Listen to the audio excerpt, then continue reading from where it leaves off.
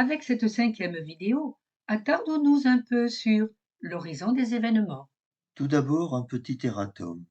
Dans la vidéo précédente, pour définir l'horizon des événements, on dit tout événement lui sera à jamais observable.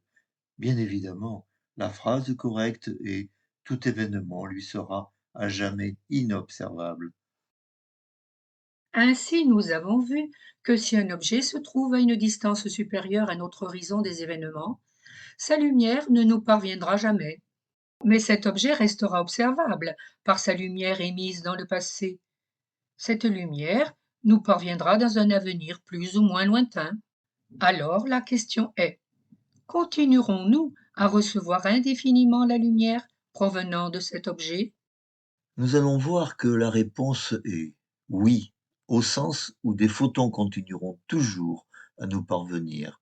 Mais la lumière associée à ces photons sera évanescente.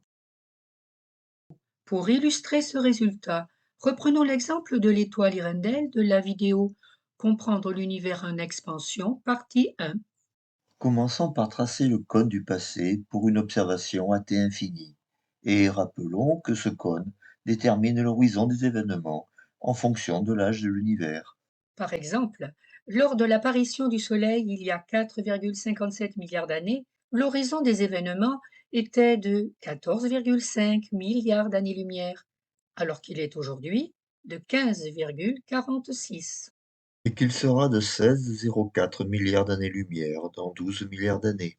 Sans jamais oublier que ces grandeurs sont exprimées dans notre référentiel actuel, dans lequel le facteur d'échelle a de t égale 1.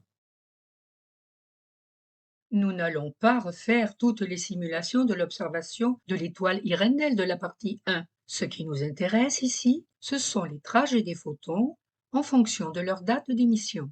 Les photons de cette étoile que nous recevons aujourd'hui ont été émis 900 millions d'années après le Big Bang. Avec cette simulation, avant de nous parvenir, ils ont voyagé pendant 12,77 milliards d'années. Et voici notre ligne d'univers de l'observation de l'étoile Hirondelle. Aujourd'hui, cette étoile se trouve à 27,77 milliards d'années-lumière de nous, soit bien au-delà de notre horizon des événements qui est de 15,46. Donc, nous ne recevrons jamais les photons émis aujourd'hui par cette étoile. Mais cela ne veut pas dire que nous ne recevrons plus de photons de l'étoile Hirondelle. En effet, considérons les photons émis par cette étoile 2 milliards d'années après les photons que nous recevons aujourd'hui. Avec l'expansion, ces photons se seront propagés dans un espace-temps de plus en plus dilaté. Ils n'atteindront notre galaxie que dans 14,6 milliards d'années.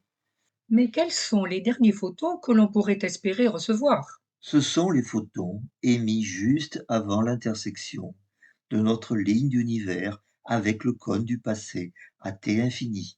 Comme nous l'avons vu dans la vidéo précédente, la trajectoire de ces photons est parallèle à notre ligne d'univers, ce qui indique que ces photons nous parviendront dans un avenir infiniment lointain. Ils auront été émis 4,32 milliards d'années après les photons que nous recevons aujourd'hui. Résumons. L'étoile Hirondelle est sortie de notre horizon des événements depuis environ 8,5 milliards d'années. Et les photons émis par cette étoile depuis 8,5 milliards d'années ne nous parviendront jamais. Nous sommes causalement séparés depuis 8,5 milliards d'années. Mais nous recevrons indéfiniment les photons émis pendant 4,32 milliards d'années après ceux que nous recevons aujourd'hui. Cependant, ces photons seront de plus en plus rares et leur énergie de plus en plus faible. La lumière d'Irendel sera évanescente. Pour bien comprendre ce résultat, il faudra définir la distance de luminosité. Avec la prochaine vidéo, nous commencerons par la constatation suivante. Plus notre temps de regard arrière est grand, plus les événements du passé nous apparaissent ralentis.